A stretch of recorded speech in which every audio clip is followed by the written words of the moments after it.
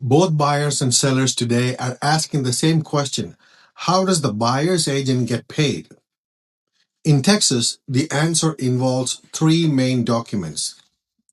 The, the buyer tenant broker representation agreement, the residential real estate listing agreement, and the 1 to 4 a residential contract. In a basic real estate transactions, there's going to be a buyer and a seller, and there's going to be a contract between them. At the same time, there's going to be an agreement between the seller and the seller's brokerage listing agreement, and the buyer and the buyer's brokerage, which is the buyer's representation agreement. Okay, and that those are the three forms I showed you earlier. And in between them, when the buyer and the seller decides to make a deal, they have to have a contract, which is the 1 to 4 contract. So we're going to go one by one. First, the seller. The seller and the broker, they decide on their fees and what all things they can do and can't do. We're focusing only on the fees. The seller has a couple of options. Option number one or option number A will be the seller is agreeing to pay the listing agent a percentage, a predetermined percentage. Let's use the example 6%, which is very common. Okay. And they're going to say, I'm going to pay you your brokerage 6%, but I want you to keep 3, and I want you to pay the buyer's agent 3. Okay, so 3 and 3. That's set and done, and forget about it. Now, the seller also has the other option, which is the seller is saying, I'm going to pay you only 3%. I'm not paying for the buyer's agent. And that's up to negotiation, the rest of it. Okay. So now let's come over here. The buyer, just like the seller, has to pay the agent, right? The agent's commission is coming from the buyer, but traditionally we have been collecting that money from the seller. So the same way, the buyer is agreeing when he signs the agreement, the buyer's agent, buyer is saying that he will pay or they will pay the agent. Let's use the example 3%, okay, or a flat fee.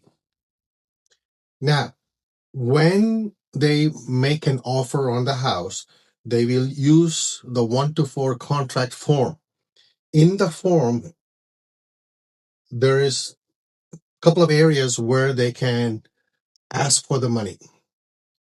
Now, depending on which option the seller used, that's how they fill out the form in the 1 to 4. Let's say seller used option number 1, and the buyer's agent will ask the listing agent, hey, how is the seller paying compensation?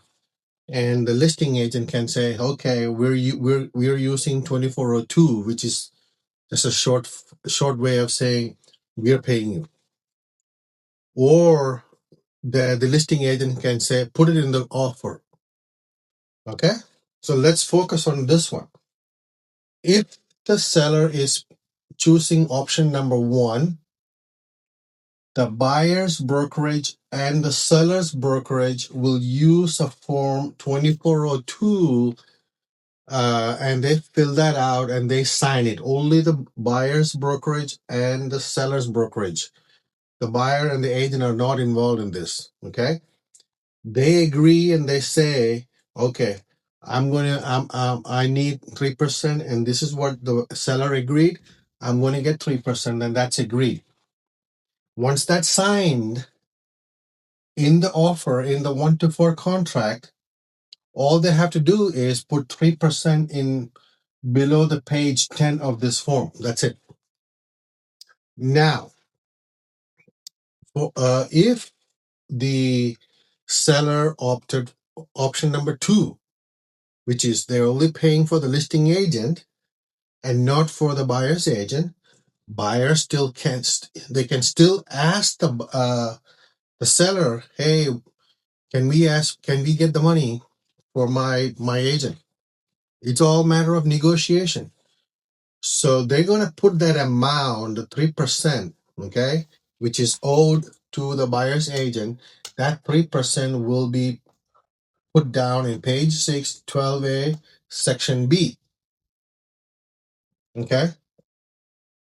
Let's say the seller gets this offer and he sees the price of the house and he comes to page 6 and he sees 12A section B saying 3%. Okay. He can say, yes, I accept it and I will pay for it. Good. We move on. If he says, I'm not going to do it, then they will have to rewrite it. They will have to take that amount out, and the burden will be upon the buyer to pay the buyer's agent.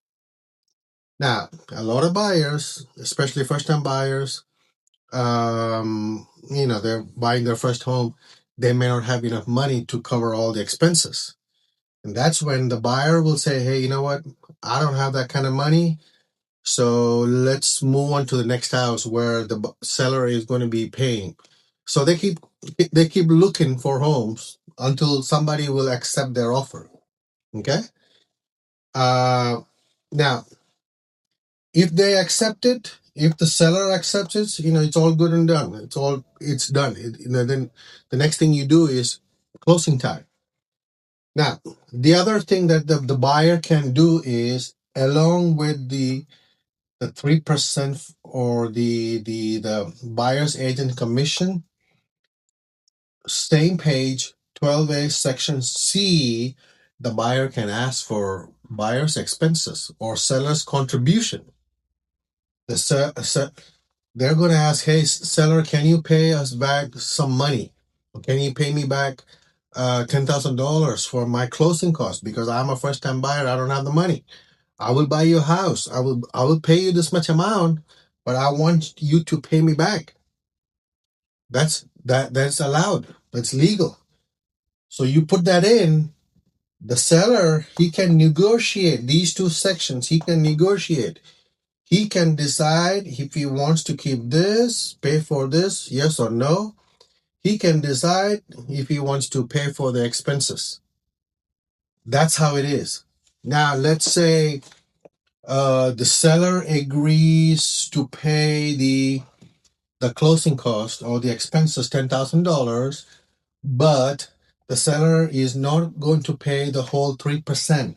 Seller is saying, I will pay you 2%. And if this is 3% there between the buyer and the buyer's agent, there's a difference of 1%, correct? The buyer, according to the contract, the buyer pays the difference.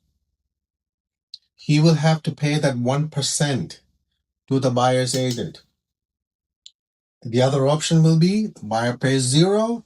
They move on to the next house. This house is not meant for them, or they renegotiate all the numbers.